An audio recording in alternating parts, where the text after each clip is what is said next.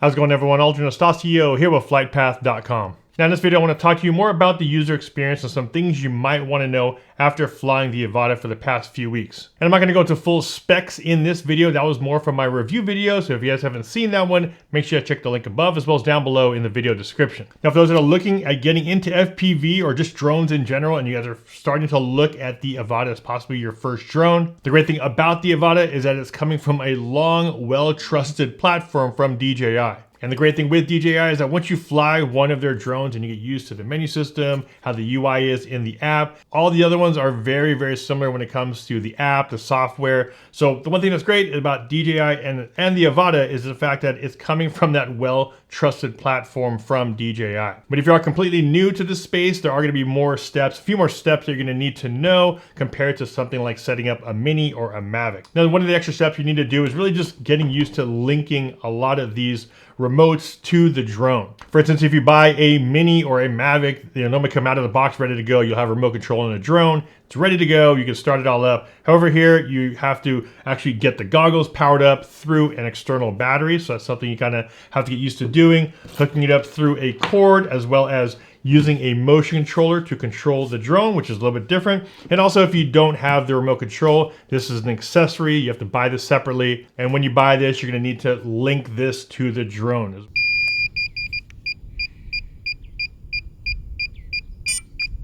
Now, linking process and all that stuff is pretty straightforward. I'm gonna have a full setup video coming out for the AVATA, but just know if you are new to this, there are a couple extra steps you're gonna need to take compared to something like the Mini or the Mavic. Now, one of the biggest changes with the AVATA is the size. The aggressive look of it, the sound, the propellers, which do not have any prop guards on them, also the startup sound, and the way this thing spools up, and in sport mode, this thing can scream at you when flying by.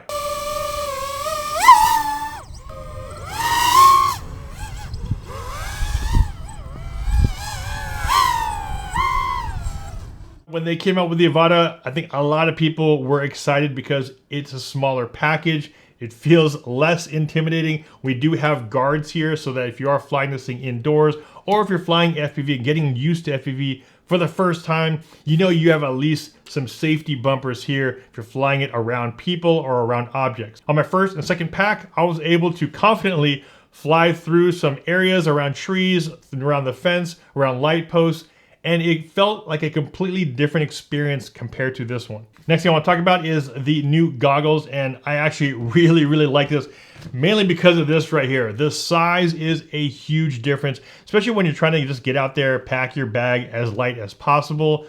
These new goggles right here are about half the size of the original ones. We now don't have these antennas sticking out here because when you try to pack this away, you never know what to do and how to pack it. I want to leave the antennas on. I don't want them to get busted, which means you want to take them off. Where do we store them? Now with the new goggles, not only is it about half the size here, you also have these antennas that fold down for easy transport. Also, when it comes to the new goggles, I really like the touchpad here on the right side compared to the buttons. At first, I thought I'd really miss it because normally I like analog buttons. I like the 5D buttons and also having those physical buttons that you can grab here at the top of the goggles.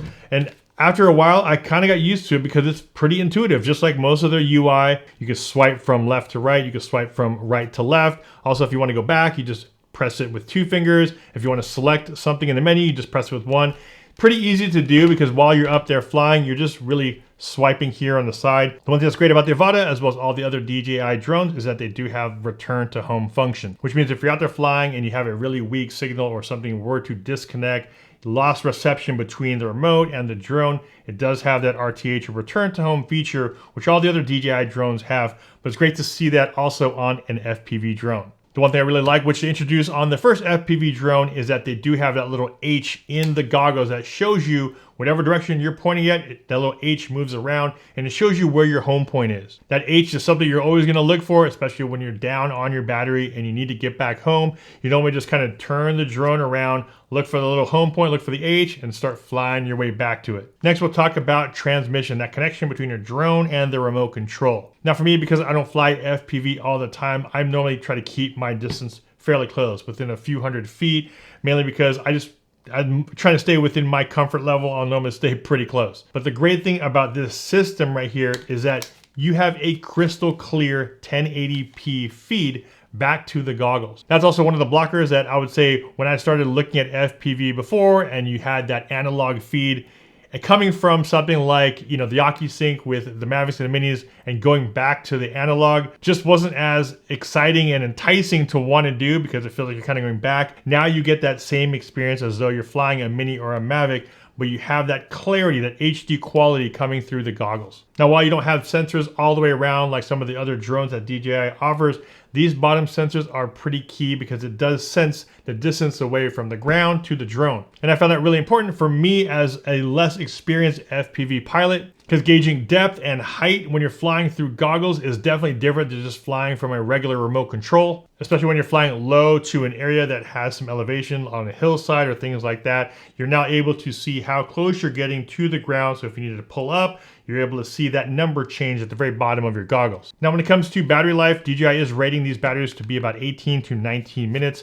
That's of course in a controlled environment. But based on my experience, when I first started flying the drone, I was normally in pretty much a chill mode. I was in normal or sport mode, kind of cruising around. And when I was doing that, I would normally get around 13 to 14 minutes. And then once I got a little bit more comfortable, I would be more in sport mode as well as a little bit in manual. Pretty comfortably, you should be able to get around 11, 12, 13 minutes or so of flight time, depending on how hard you're pushing the drone. The one thing that's great about these batteries too, just like DJI's other ones, these are all smart batteries. So you don't have to deal with the FPV batteries as far as balancing them, how to charge them, when to charge them. All of DJI batteries are pretty much just plug and play. So you don't have to cater to them as much as you would a standard FPV drone. Now I did talk about this next thing in my review video, but I do want to talk about it here too. And one of the things that was pretty annoying as far as my experience using the drone was the way you get to the USB-C and the micro SD card. I wouldn't think it's that much of a big deal, but the thing is you have internal storage, which means the only way you could get that memory off of it is to always open this up and plug in your cable, which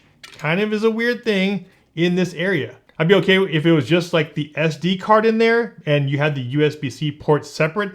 That way, at least now, if I needed to pull anything off, it'd be easy to plug in and I can pull off both internal and the SD card from that plug. One thing I really like about the new battery for the goggles is that it does have this clip here so that now it is attached to it. So if you drop this on the ground or try to drop it on the ground, it now will not disconnect like the previous one did. But when I tried to use it on my goggles here, I realized that the cord now doesn't fit into the old goggles. So I really wish I just kept it the same. That way you're able to easily swap these out and use the same cord, use the same battery, plug it into the other one. But the port now is smaller, or the cord is smaller for the new ones compared to the old ones. So you now still have to go back and use the old cord. I know a lot of people were thinking that you would get a remote control, but the remote control is actually sold separately as an accessory. So if you do want to unlock the most potential out of your drone, you are going to need to pick up the remote control.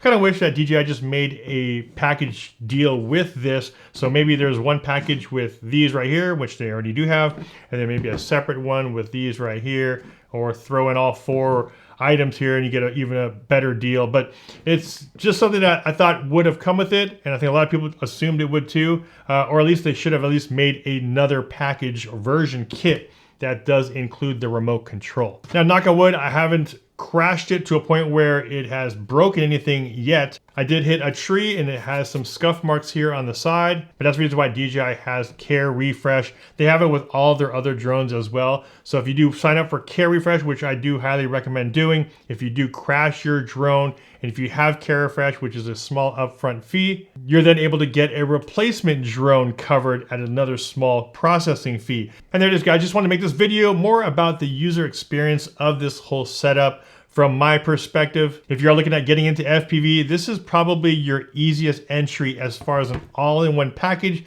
that you know is reliable because it's on that DJI platform. The transmission is top-notch. You're gonna see HD quality coming through your goggles. You have stabilized 4K 60 frames a second video coming from the drone, and you have a couple ways of flying, whether it's gonna be something like the motion controller or the remote control, different experience on both of these, but at least you have that option. If you guys haven't seen my first review video on the AVATA, make sure you check the link above as well as down below in the video description. As always, if you guys got some value from this video, a big like would be much appreciated. This is Ultra Nastasio with FlytPath.com. I'll see you guys in the next video.